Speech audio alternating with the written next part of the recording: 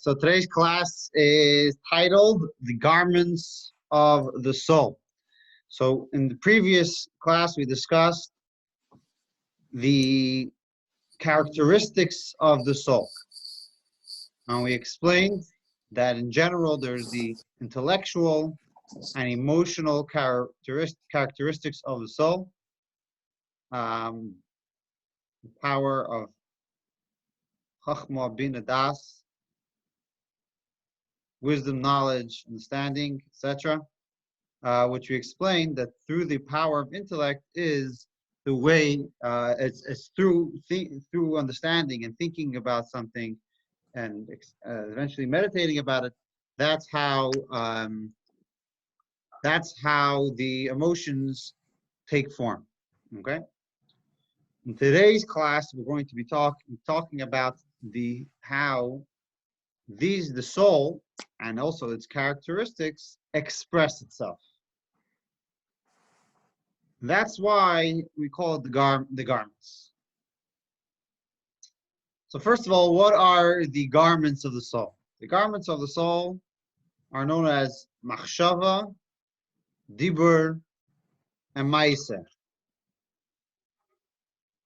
Okay? English, thought, speech, and action. These are ways the soul expresses itself.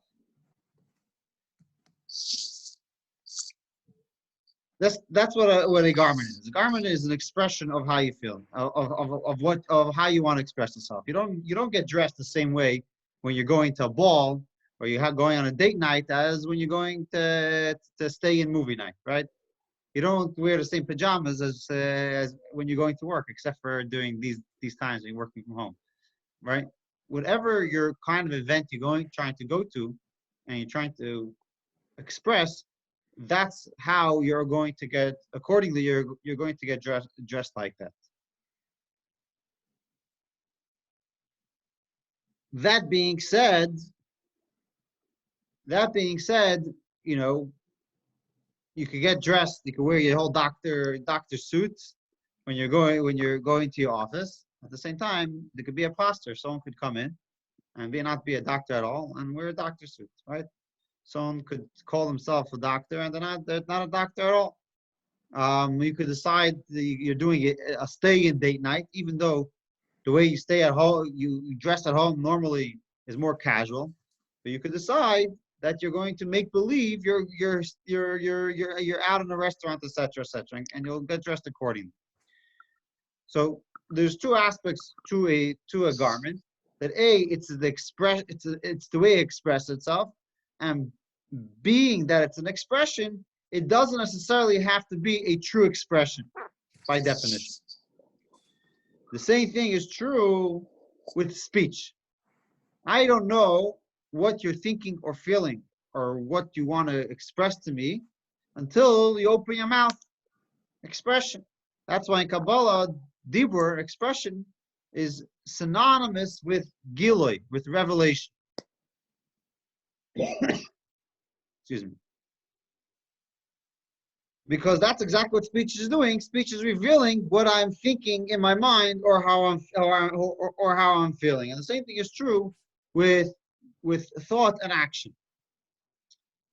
If that's the case, why are we being so picky? Why is the Kabbalah use the example of garments? Let us just call it expression, right? Because the garments underline something else.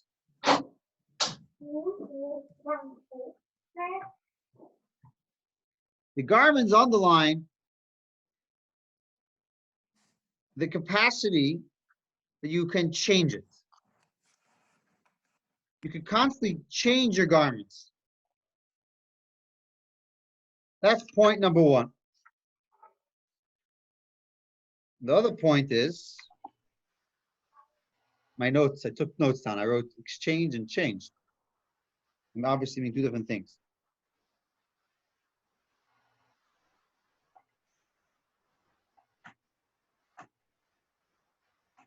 Oh, okay. So the characteristics of the soul, which we spoke about in the previous class, is more unified with the soul, and therefore it's not going to be considered a garment in with these two aspects. In addition to what we said before, it's not does not express itself. It has to be expressed through the vehicle of one of these garments, thought, speech, or action. In addition to that, our actions don't necessarily resemble and reveal, for that matter, of who we really truly are.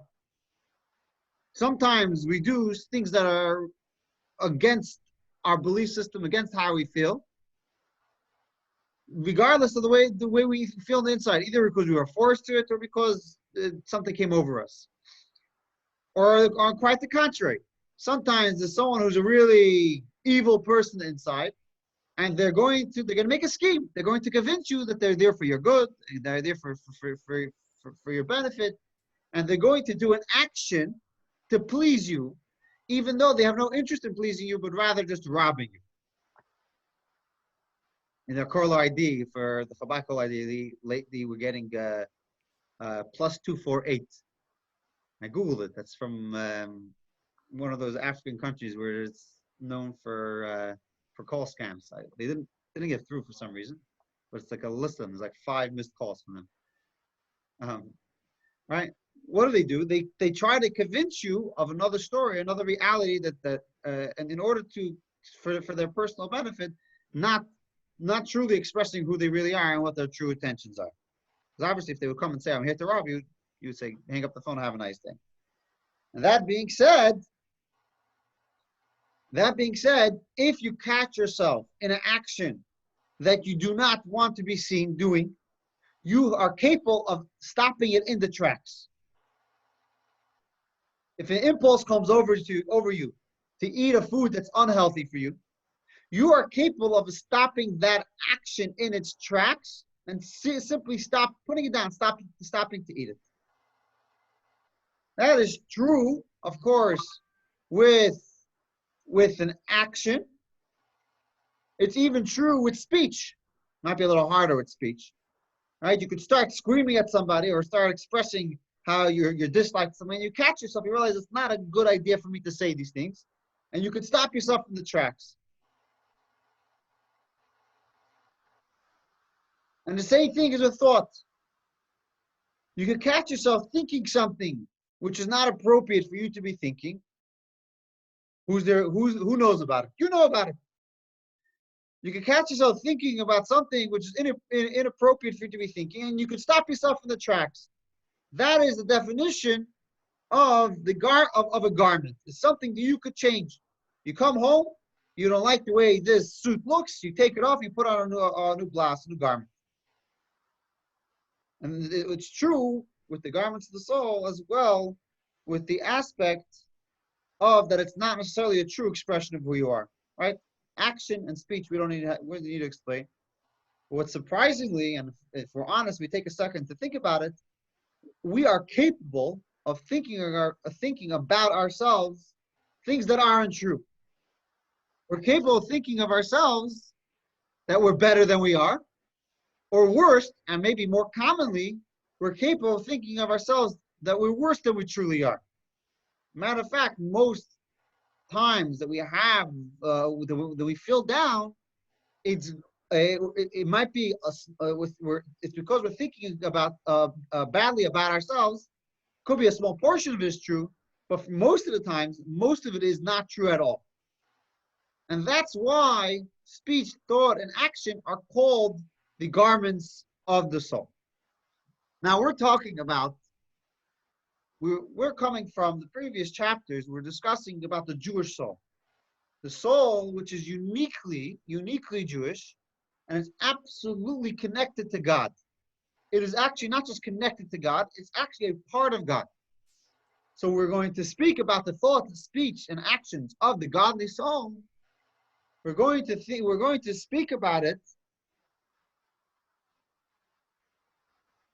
through godly actions. What's a godly action? A godly action is a mitzvah, commandment that God tells us in the Torah we should do this and this mitzvah. Maybe lighting the candles on Shabbat, or putting on film, etc., etc. 613 commandments. There's an action, which is an expression of our soul. In other words, we spoke in the previous chapters. When someone recognizes and thinks for a moment, or for an extended period of time, how God created everything in the world, and how God has chosen to create us in part of creating all the universe. He took the time to create us, not just us, but every aspect in our lives, and and took the time out of his day, so to speak, to make sure we have everything we need. And furthermore, even more so, how the Torah calls us, we're God's children. The Torah calls the Jewish people specifically God's children. If we think about all these things about the greatness of God and how God chose us, it's bound to bring out an emotion of love. We explained in the previous chapter that the definition of love, the description of love, at least that we're talking about over here, is a yearning to connect. If you think about the greatness of something, how much more so the greatness of God, but even about a fellow person, what's going to come out of after thinking about it and internalizing enough, it's going to come out an emotion of love. So that is an eternal thing. But we're talking about over here the expression of it. The garments is an expression of it.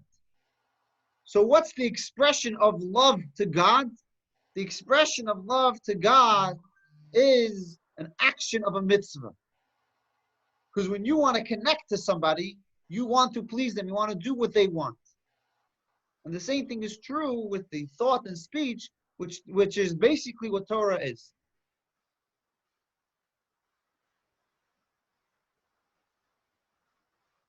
So that is an introduction, truly, of what the garments of the soul is. And the truth is, we could stop the class right here, because it gave you a general description of what the garments of the soul is. But I don't want to suffice with that. I want to explain more at greater depth. What does it mean, the garments of the Jewish soul? What does it mean, a mitzvah is a garment? And what difference does it make to us? What significance does it have?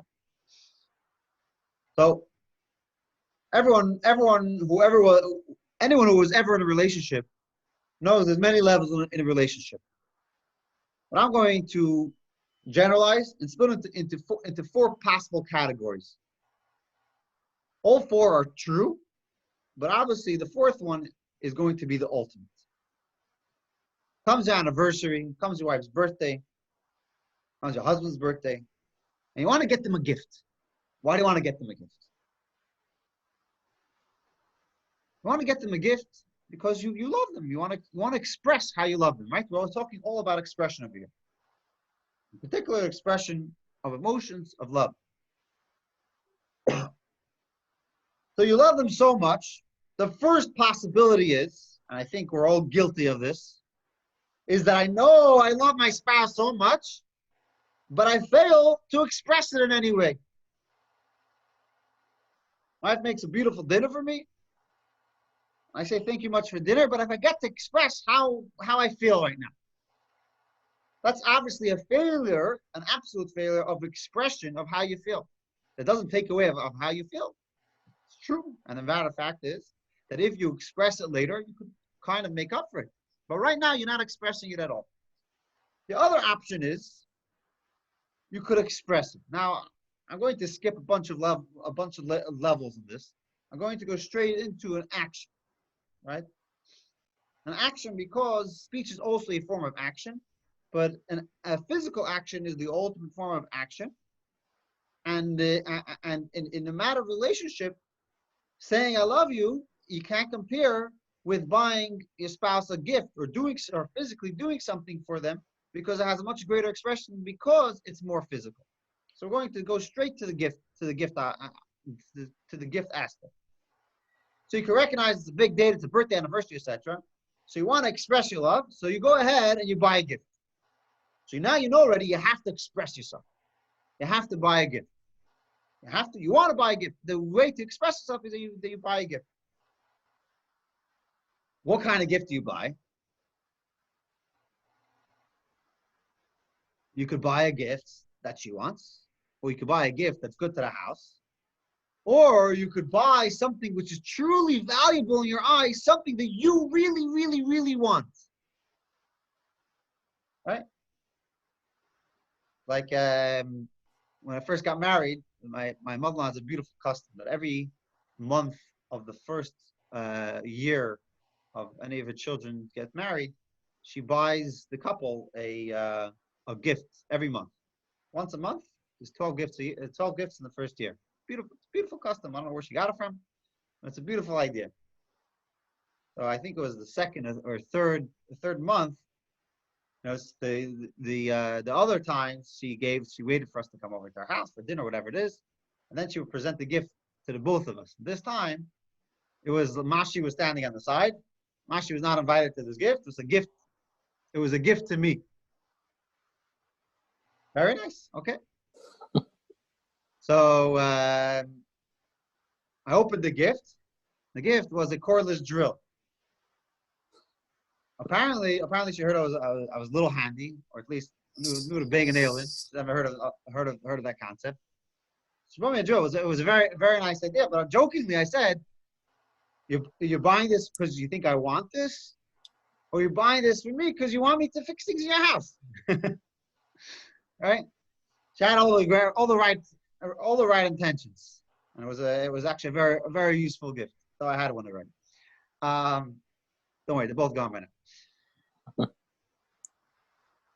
Or a better example is or a more extreme example is if a husband buys his wife a gift for her birthday or anniversary, a lawnmower, right?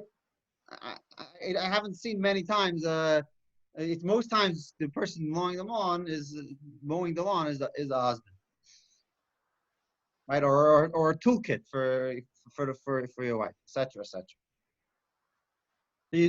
It's very nice. He recognizes that he loves his wife and he wants to express it. He wants to buy a gift, right?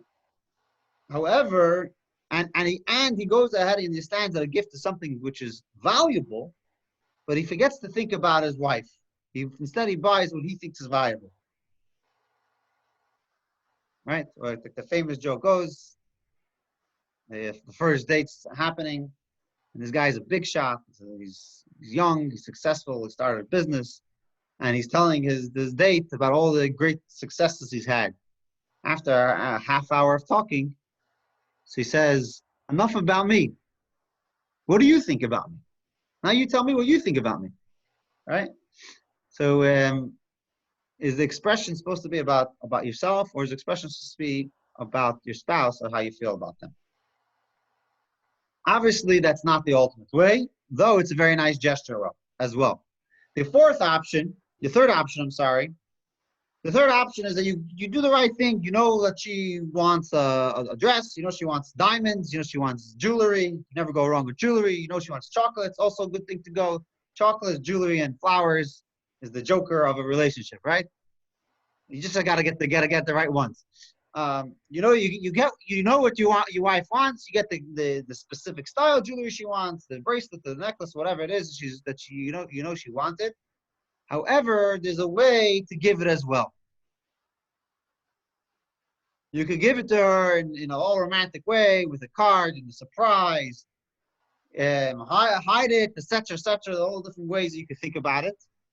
Or you could come home and say, "Honey, I got your gift," and throw the gift on across the table and say, "Hey, go take it. The gift. I know the gift is good. I know you're gonna enjoy it." Right? That's also nice. It's also beautiful. It's also an expression of love. But anybody will know that you might just get a slap in the face instead of an appreciation. Um, you might you might get a slap in the face instead of a token of appreciation when that happens. Why? Why? Because that's not the true expression of love and caring for someone else. The true expression of love is specifically when you're expressing how it's all about them, how you're expressing how you care about them in its entirety, and how you putting in an action to express how you feel about them, etc., etc. This is going to bring us to our relationship with God.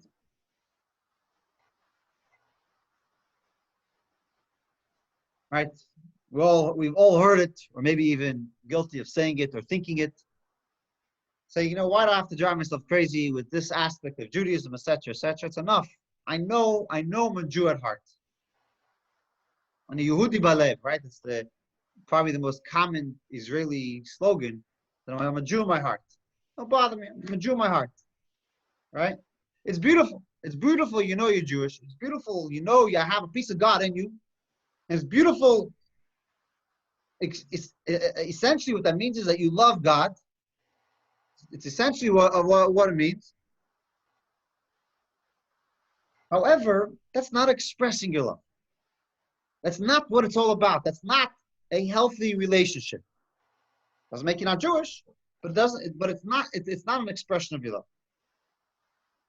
The other option is, and I'm not go into all four options over here. I'm just going to limit it to three. The other option is that you love God, and you also want to express your love, and therefore you're going to do something. You're going to do an action. What's the action you're going to do? So there's two things to do. You could do what your spouse wants to express your love and relationship, or you could do what you want. We know what God wants. I wish sometimes that my wife would give me a list of everything she wants from me, right? We don't always know what's going on in our spouse's mind. But God did us a favor. Gave us a list of 613 mitzvahs. This is what I want. It doesn't mean I want you to put a big banner and say, God, I love you. That's not an expression. That's not one of the expressions. It's a beautiful thing, but that's not a mitzvah. That's not what God wants from you. Or you could invent a new mitzvah. You could say, I'm very intellectual. I even got a PhD, and my professor called me a rabbi, so now I'm a rabbi, and that's it. I could do whatever I want. Obviously, that's not an expression of love. Obviously, it's an expression the way I want to feel, or the way if someone else is telling you the way they want you to service God. It's the way they want you to service God, but you're not servicing God, you're servicing that person, or you're servicing yourself, whoever it is. How do you express your love of God? By doing an action that God wants. What is the action God wants? Light the Shabbat candles. Drop a penny in a tzedakah box. Or put on tefillin. Make the kiddush. Say a prayer. Or a beautiful mitzvah that we're going to start a campaign very soon. There's an aspect of unity that every person can buy a letter in the Torah. There's a lot of letters in the Torah, and right now they just launched a Sefer Torah of Unity. They already sold out the first Torah scroll, and they're giving everyone an opportunity to buy a single letter. It's a $2 buy-in. It's a $2 buy-in. It's not about covering the cost. Probably the cost of buying the Torah and hiring the scribe and putting the site together and the credit card charges, they're probably going to fall very close to even if they're going to be making anything at all. But the concept is a concept of unity, an expression of unity. We'll speak about it at greater length another time. We'll share the link also at the class. Anyway, when we're talking about a relationship of expressing our love to God, we could do it in many ways. We could do it the way we want it, or we could do it the way God wants it. We could do God's mitzvah. However, there's a way of doing it the way God wants it, and there's a way of doing it the way that's even more beautiful than that. In other words, to say, just like when you buy a gift for your wife, you could buy a box of chocolate and throw it across the table and say, "Here, honey, take it." Or worse yet, you can chuck it behind your back and drop it on the floor. "Honey, I bought your gift. It's in the shopping." Or there's a way of doing it with trying to make it special. The same thing is true with every mitzvah. Obviously, the fact you bought the mitzvah, you bought the gift, that's the job. That's what we're trying to achieve. However, there's a beautiful way of doing a mitzvah, and there's a lesser beautiful way of doing a mitzvah. You could do a mitzvah just because that's what you do. You're just doing it out of rut. Or you could do the mitzvah because this is the way you're going to connect to God. This is because you recognize it as an expression of love to God. Or even more so, you could try to do the mitzvah in the most beautiful way. You could light the Shabbat candles in the last second of the last second of the day, the last second of within the time period on Friday before sunset. Or you could prepare the Shabbat table, put on a nice tablecloth, try to get nice candlesticks, take a moment to think about this special day of Shabbat, to connect to your soul, or take 2-3 minutes. You could do a mitzvah before, drop a penny in charity before, and then go ahead nicely with patience and light the Shabbat candles. The same thing's true with putting on tefillin. You could wrap yourself up, boom, boom, boom, you're done. The faster the better. Right? I remember I would go to someone's office. He would request I would come and put on tefillin with him. I always had to ask him, do you want the 60-second version or you want the 5-minute version? Right? Do you want me to say the Shema with you while I'm wrapping and taking it off? Or should we put on tefillin, take a moment to read the Shema, think a prayer, and then we can take it off? There's the quickie, or you're trying to make the mitzvah beautiful. It's a good joke. It's a good joke. What's a sign to tell if someone's Jewish? If you know exactly what time sunset was 2 weeks ago Friday, you might be Jewish.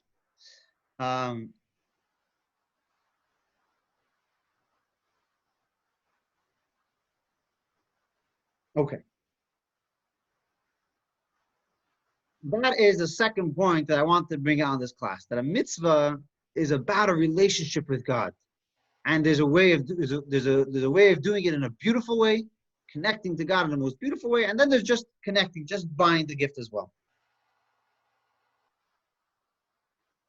However, I want to conclude speaking of with discussing what a mitzvah truly is.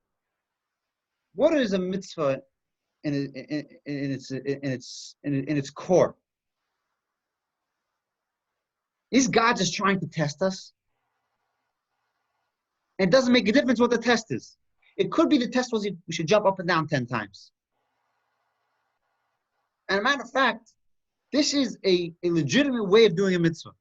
I don't know why, I don't know what, I don't know when, but the reason why I'm doing this mitzvah is because I know God wants me to do it, right? I don't know what my wife wants with molasses. Actually, in this case, what I wanted for my wife. I don't know why he wanted me to buy molasses, but this is what he wants. Boom, I'll buy it for him. That doesn't make any sense to me, but this is what he wants. Whatever he wants, I'm going to make him happy. That's one way to look at a mitzvah. There's no significance in the action. But this is God's will. Okay, you'll do it. The other reason is it's about a connection. It's about a connection because the mitzvah when we do the mitzvah, it uplifts us. And now we have a relationship with God. As a parable is given, you have a great professor, one of the greatest professors of times. He's in college, he's giving his lecture. And after he gives his lecture, he's gathering his papers together. And then walks in the cleaner that hardly knows how to read, forget about hardly speaks English. And the professor speaks in the advanced medical jargon. And the conversations that he likes having is about the latest breakthrough in technology and of medicine, etc., etc. Yeah, he has nothing. He has no common ground, as they say. He has nothing to talk about with the cleaner. However, the moment they start a conversation and something they have on a common level, when the professor says, "Please bring me a cup of water," I would really appreciate that. The cup of water is the same cup of water for a professor it is for a cleaner, and they understand each other very well. And when he brings it to me, it's very, very appreciative of him. It's a unique connection that they make at that time because they're relating on something on an equal level. And not only that, one is doing a favor for the other. That's what a mitzvah could be. A mitzvah could be a connection that God is so great, so spiritual, and so beyond spiritual and physical, beyond physical, master of the universe, literally master of all universe. What does he have to do with the creature? I'm a mere creature which I live for 120 years. And before me there was thousands of other people, and after me there'll be billions of other people. Who am I? What am I? So one way to look at a mitzvah, God says, no, I want to have a relation with you. I want to have this lovely relationship, this relationship of love. I'm giving you an opportunity, a way to connect to God. I'm inventing this concept of a cup of water in order that you could connect with me. There's actually, I read it this far, and it seems like it's a true story, and if it's not, it's at least it's a good parable. That there was a king of ancient times. He was once going with his entourage, and he drove through farmland. It might have been Brentwoods, it might have been Discovery Bay, I'm not sure.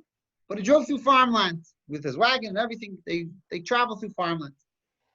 And they traveled through a wheat field, and at the end of the field there was a big mill. And they were grinding the wheat over there.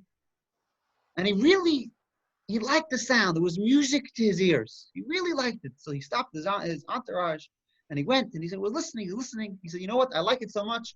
Every morning I want to wake up to this. By breakfast I want to hear this. By lunch I want to hear this. Anytime I'm not in a meeting, I want to hear this music." Okay, good. They don't have a recording. So what do? The guards go running. They knock on the door.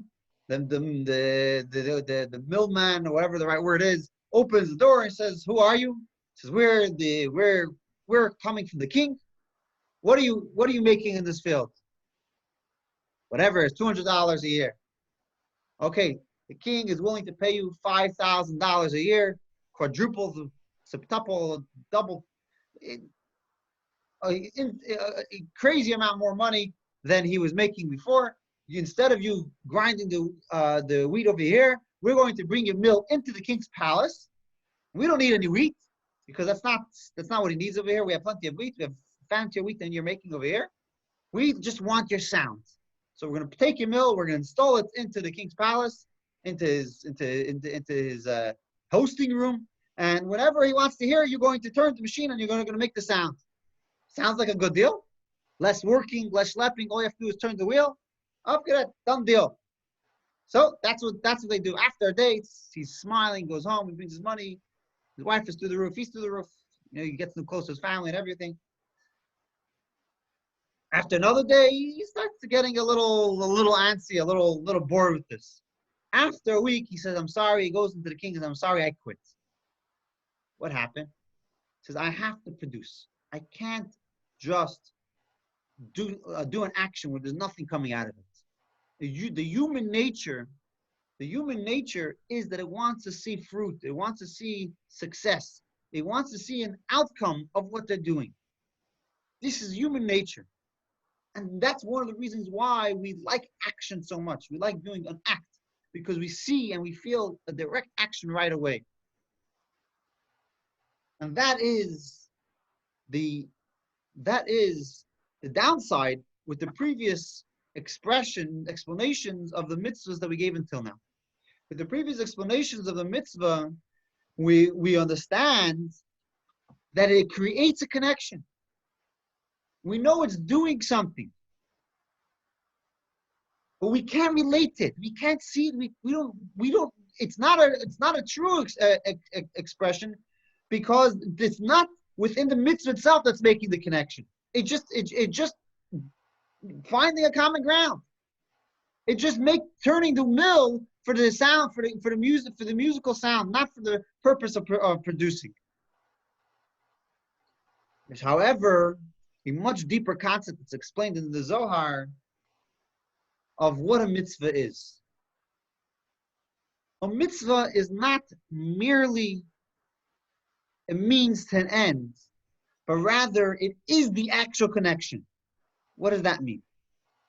It's not buying a gift in order to express your love. It is the actual love. And that's why we called the mitzvah garments before. True, God is infinite, and to put God in action is very difficult for us to comprehend. However, God, part of his greatness Part of his greatness is not that he's just beyond everything, is that he's capable of confining himself and putting himself, minimizing himself and putting himself into a mitzvah in order that we can have a relationship with God, in order we can have a connection with God. So when we do a mitzvah, we're not connecting to God through the medium of a computer, through the medium of an action. It's not the connection that we're having right now, that we're talking to each other because we have a screen in front of us with a camera, which is a very good connection. However, but it's much more than that. A mitzvah is us actually giving God a hug. Every time we do an action of the mitzvah, God puts himself in the mitzvah itself. So when we're doing the mitzvah, we're interacting with God directly. And therefore we know that we're the mill maker, and we're not just turning the mill for the sound of it. However, but we are achieving much more than that. We're producing wheat, and we're producing wheat like we couldn't produce with our own actions. We couldn't produce with our own version of actions. We're producing a beautiful wheat, a beautiful product that's even greater than any outside product. It's producing a product of direct connection of love. We're actually hugging God. And that's why a mitzvah is called a garment. Not just because it changes, and not because we're capable of changing it, because when we have the proper garments, of a uniquely Jewish soul, a godly soul, the garment of a mitzvah, an action, which is a godly action. It is the garment which covers, or which is the expression of our soul, and that soul is hugging the action, and that action is God himself. This idea is expressed in the concept in Zohar, that it says that how many mitzvahs we have? We have 613 mitzvahs. A lot of mitzvahs. In particular, there's 248 positive mitzvahs. That means do this, celebrate Shabbos, put on tefillin, give charity, etc. It's a positive mitzvah. It's an action to do. And there's 365 negative mitzvahs. Negative means to withhold. Don't kill, don't steal, don't desecrate Shabbos, etc., etc. 248 with 365 makes 613. The Zohar explains that these are not random numbers. There's many ways to define what is an organ in the body. What's a limb? Right? A child knows 6: hands, feet, head, and body. 5, whatever. Right? A medical researcher can tell you thousands of organs. I'll let the medical team give me a real number. Don't know what the real number is. But it depends from what perspective are you're looking to reach a number. In the Mishnah, it has certain laws regarding purity and impurity. If one organ touches something impure, etc., etc., what are the laws?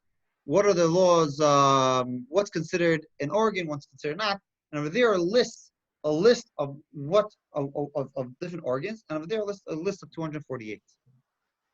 And the Zohar says these 248 is not just a random number; it is the true general definition of organs.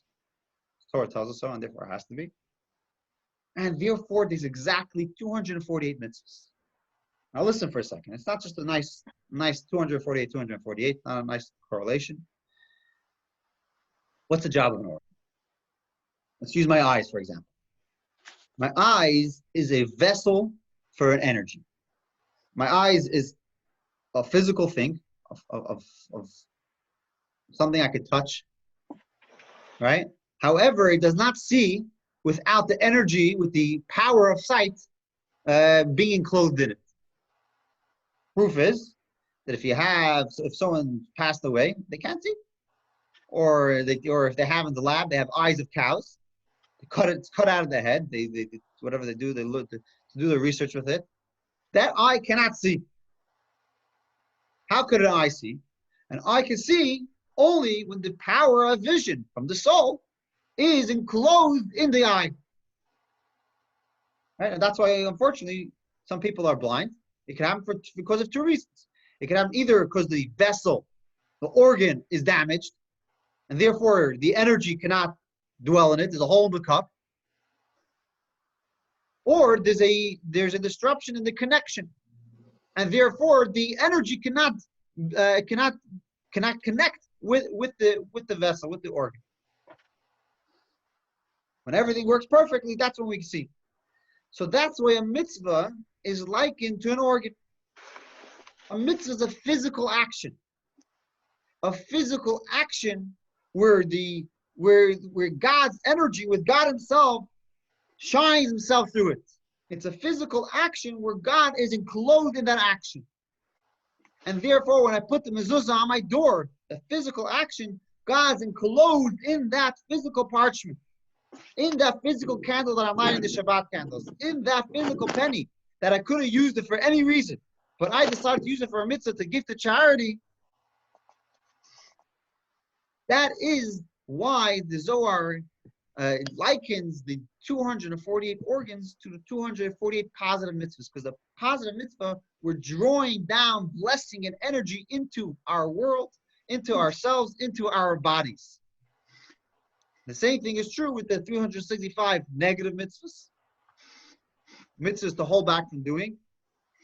Because the 365 mitzvahs, the Zohar explains, it corresponds to the 365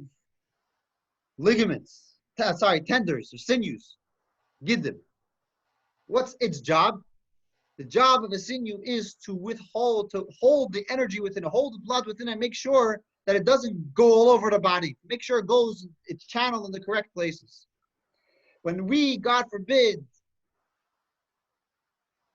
do not keep one of the 365 negative commandments, we overlook a commandment, and we do something which God does not want us to do, we're taking a knife or fork and we're poking a hole in our vessel. We're poking a hole in this vessel, which is capturing all this beautiful godly blessing, energy and blessings. Where's the energy going? The energy is going to something called klipa, which we'll learn about in the next class. It's going to the unclean, impure place, impure energy. And not only are we losing energy, but it's going to act against us.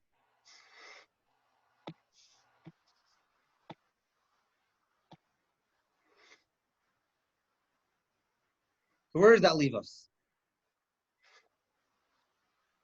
It leaves us, first let me tell a story. I have to tell a story, I didn't tell too many stories today. The beautiful story of the Baal Shem Tov, first of all Hasidic leaders. Baal Shem Tov was known for his love for the individual and simple Jew. That's what he's mostly known for. Obviously known for the beginning of the most powerful Jewish movement in history. Why? Because it's all about the individual and it's all about love. That's why it's not about anything else. It's not about your professional, about your smarts, about your connections. It's all about love to God and the power of the individual. What's lesser known about the Baal Shem Tov, or what's also very known, is that he was a real miracle worker. Say the miracles would fly out of the Baal Shem Tov like under his sleeve. It was a common occurrence that there was a great miracle that happened when the Baal Shem Tov came to town. So there was a story that there was an individual that fell ill, and he went to all the best doctors. And of course, who the best doctors in town? The Jewish doctors. And they said, "Buddy, I cannot help you." But he's in luck. A few days later, the Baal Shem Tov comes to town, and his family members go running to the Baal Shem Tov and schlep him and beg him to go visit this individual that fell ill. Baal Shem Tov meets him, he has a conversation with him, and he tells him, "Okay, it's all going to be good." Within a few days, the guy's back on his feet as if nothing happened. The doctor goes running to the Baal Shem Tov and says, "Listen, you got to tell me what you did. I've seen the X-ray, so to speak, right? I didn't make up the story. I saw that this guy's veins, this guy's inus were falling apart. The energy, the blood was not being properly distributed throughout his body. And it wasn't in one place. It was all over the place. That's why I said I can't just connect it to one place. There's no way we could save this guy. What did you do? So Baal Shem Tov said, and this also connects with what we discussed in the previous class, that we know that all energies and all blessings that we have in this world comes from the way it is in the spiritual worlds. And more specifically, like we just discussed over here, that every mitzvah corresponds to an energy that comes down. No matter of fact, that we say that not only that there's a person on 248 and 365, but we say also God is made up of that same thing, the same combination. 248 limbs, so to speak, and 365 in use. What does it mean God has all these things? Obviously, he doesn't have, God's not a physical being. He doesn't have any limb or any organ.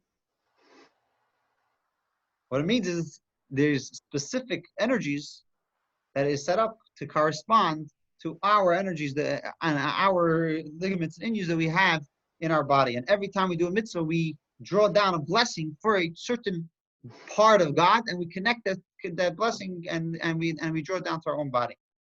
So this is exactly what Baal Shem Tov told this doctor. He said, you looked at the physical. You looked at the facts, as they say in America, right? You looked at the facts. You look at the physical world. You see the way it is. I looked at the root of the problem. I looked at the root of the issue.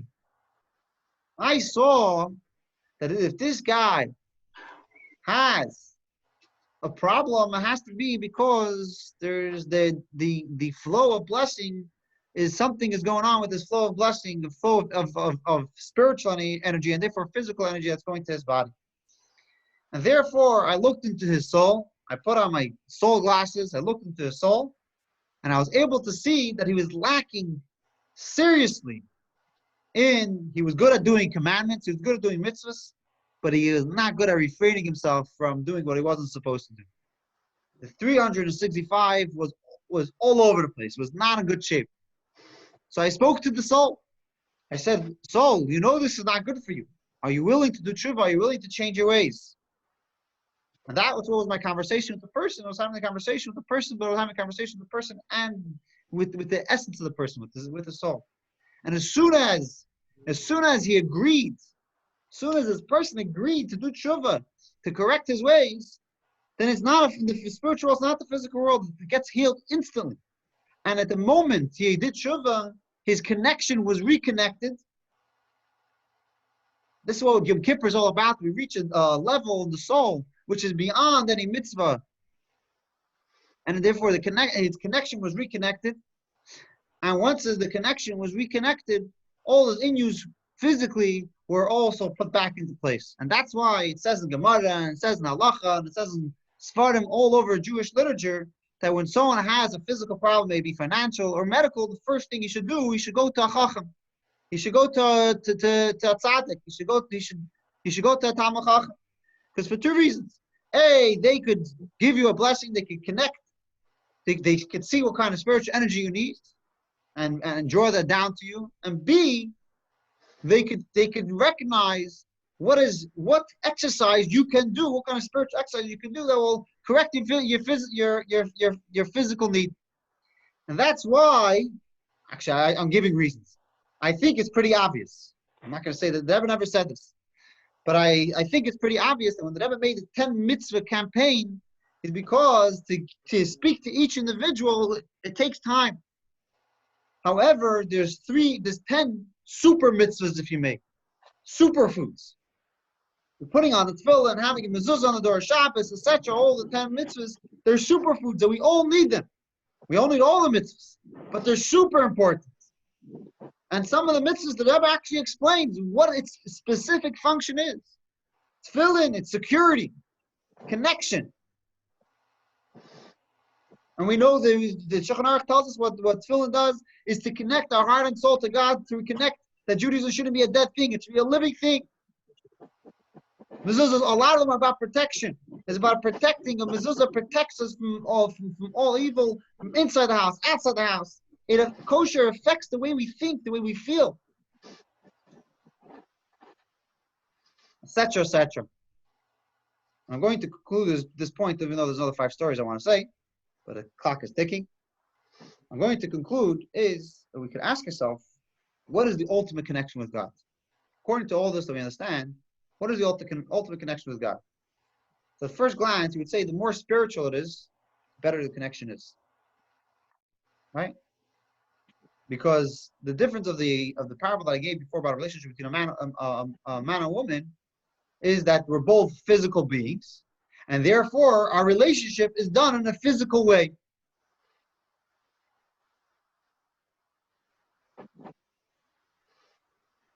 However, God is a spiritual being, at least from our perspective. God's a spiritual being. So at first glance, you would say that the ultimate connection with God is the more spiritual it is, meditation, etc., etc. And there's many movements that, not Jewish movements, but there's many movements that follow that claim, because godliness, probably most religions, godliness is more spiritual, is more godliness. However, once we understand this, it's obvious that with a action, we get to hug God himself. So the more spiritual something, the more refined the connection is. But the more physical a mitzvah is, an action of a mitzvah is, the more direct connection we have with God. Because by the difference of that parable and the case of between our relationship between ourselves and God is that it's not a connection. It's not an expression of our love, and therefore God knows that we love Him. But rather, the connection is that we are, with the mitzvah, we actually connecting directly to God Himself, because God puts Himself in the mitzvah. To conclude, in this class, we introduced the garments of the soul. We explained why garments, because it's something that constantly changes, and we have complete control over it. We could change it, and it doesn't necessarily express who we are deep down. But however, we do want it to express who we are deep down, and by the neshama, the expression of who we are who we really are, is through the action, through learning Torah and saying Torah and doing a physical action of mitzvahs. And we explained that a mitzvah is a relationship with God, a deep connection that's not intermediate that connects us with God, but rather it is a direct connection with God Himself, because God puts Himself in the mitzvah itself. And therefore we explained that the mitzvah is the ultimate and most direct connection that we can have with God.